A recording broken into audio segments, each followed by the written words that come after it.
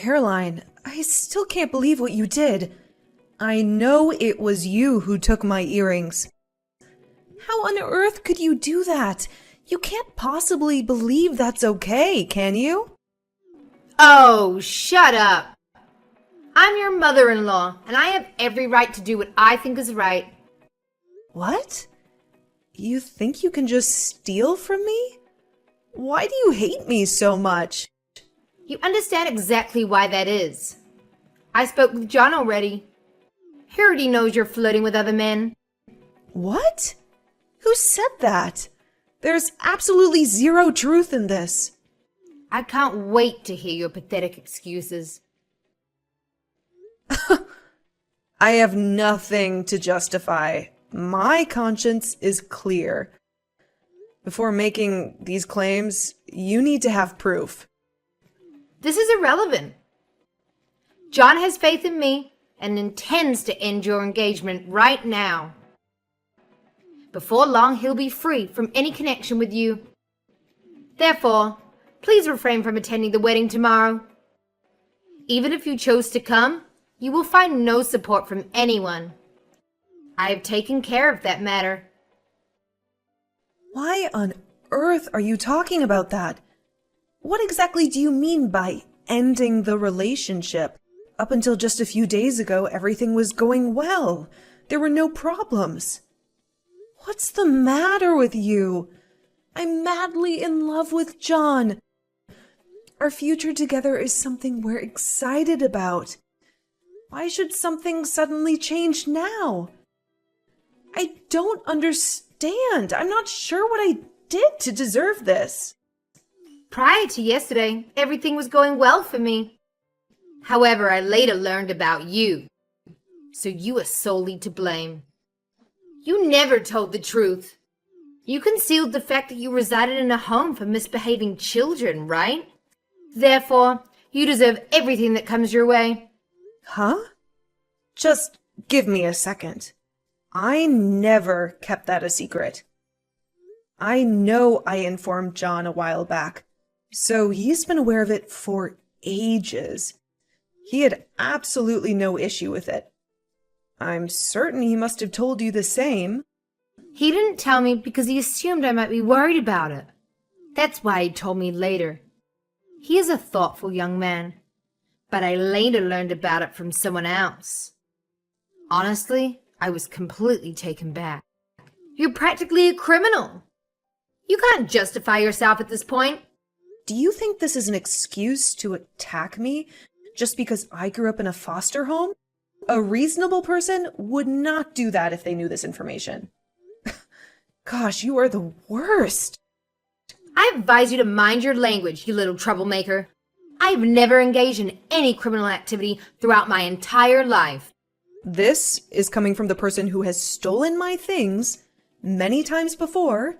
At first, I couldn't find my earrings for a month until I accidentally saw them on one of your friends. Do you think that's normal? This is absurd. No one has the right to take my things without permission. I guess you have a point there. It wasn't right of you to deceive me, was it? That alone is enough reason for me. I didn't deceive you. Listen, I understand if you have any reservations about my upbringing. I've dealt with that criticism from people my whole life. If I don't take it into mind sufficiently, I apologize. It's past the point of no return. I won't tolerate your dishonesty. Naturally, after discussing everything with John, it was clear that I had to take action. John agreed that postponing the wedding is the wisest course of action. I couldn't allow him to go through with it, since you're such a nasty spouse. I know that John could only have agreed to this because you've lied to him. What kind of person would do that? You truly are an awful person.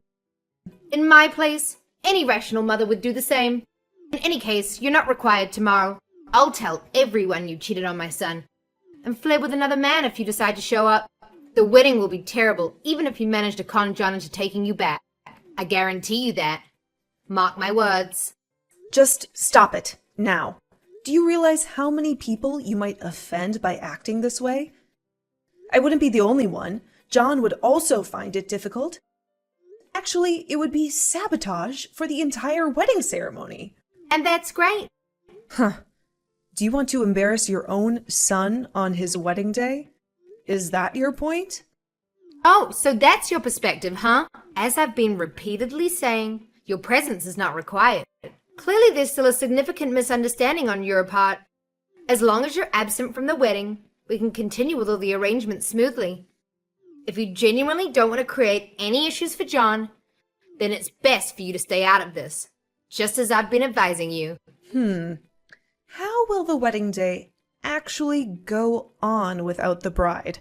I've considered it, so don't worry. You know, there's this friend of John's who claims she'd always dreamed of marrying him. What is this nonsense?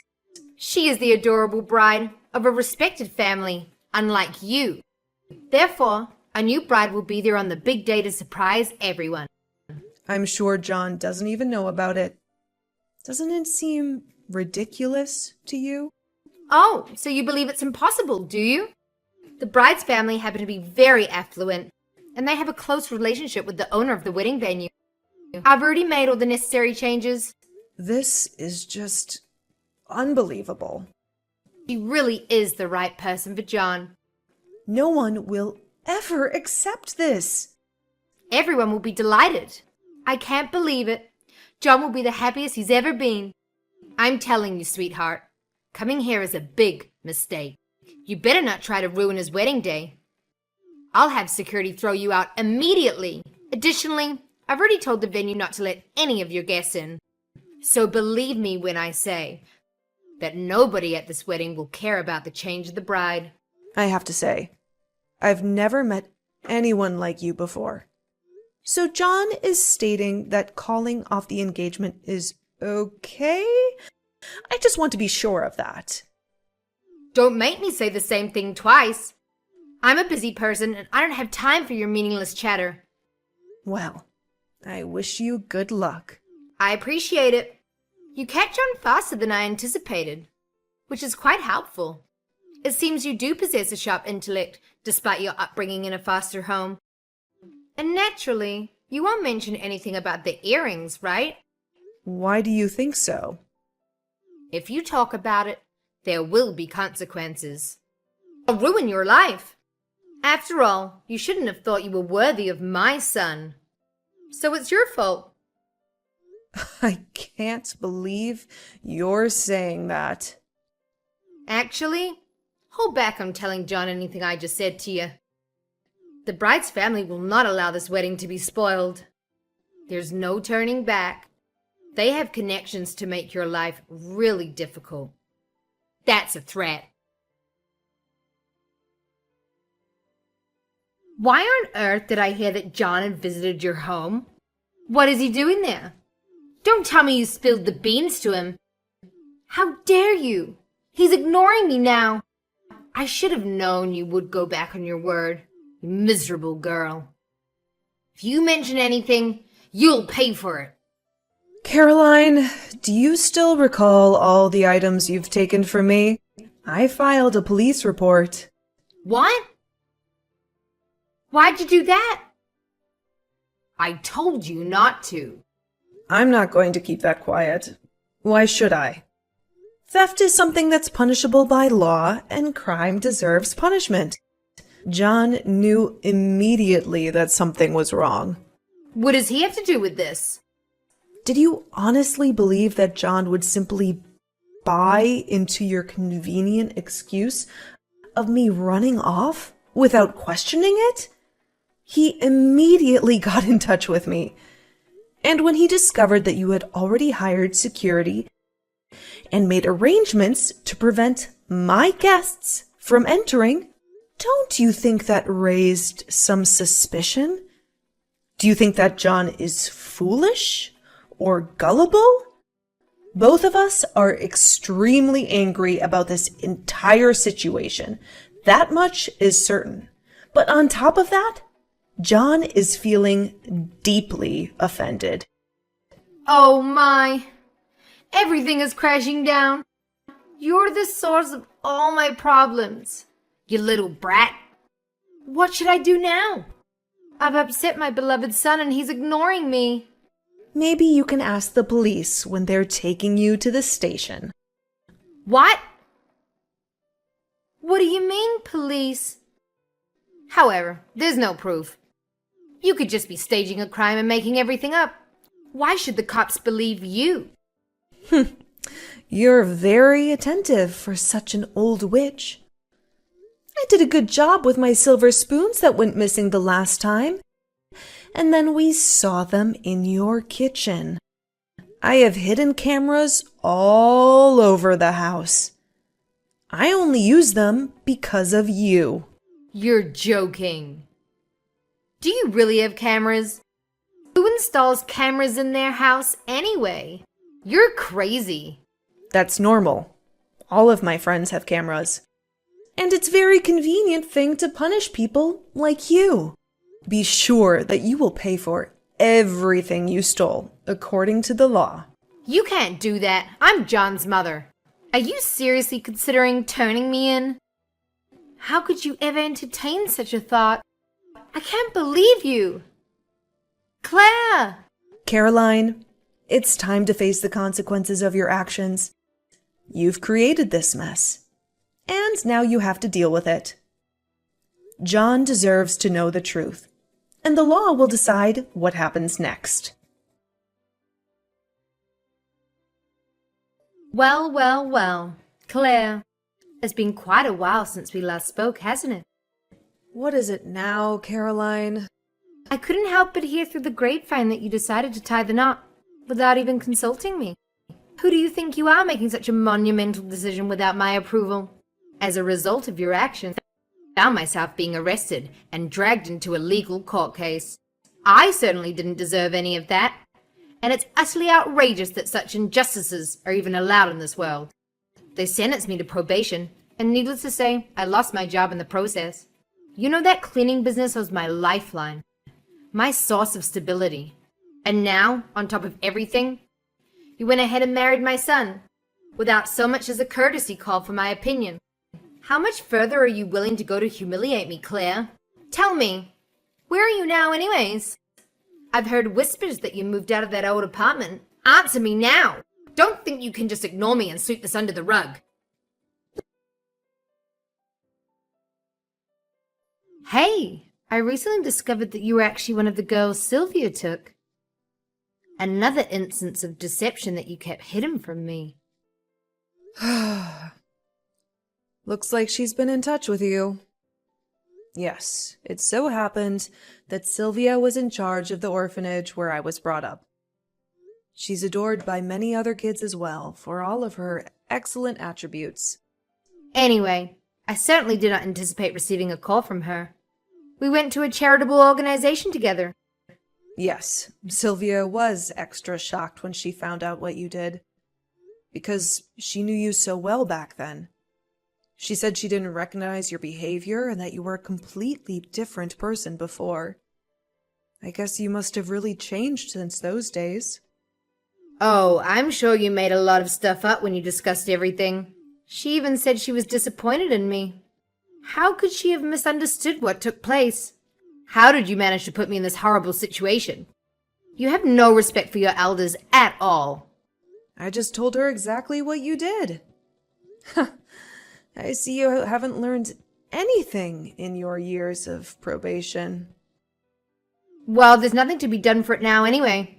Against my better judgment, Sylvia talked me into accepting the fact that you married my son. So I'm on my way over to give you my blessing. What? What the heck is that supposed to mean? Sylvia quickly gave up your address when I had become a little too emotional on the phone, sobbing and pleading that all I wanted to do was apologize to you. She's a wonderful friend, and she's aware of your best interests. Sylvia really told you our new address? Oh yeah, who would have imagined that you'd be in Paris? What an amazing city. I can't wait to get there. Wait, what? This is some kind of mistake, Caroline.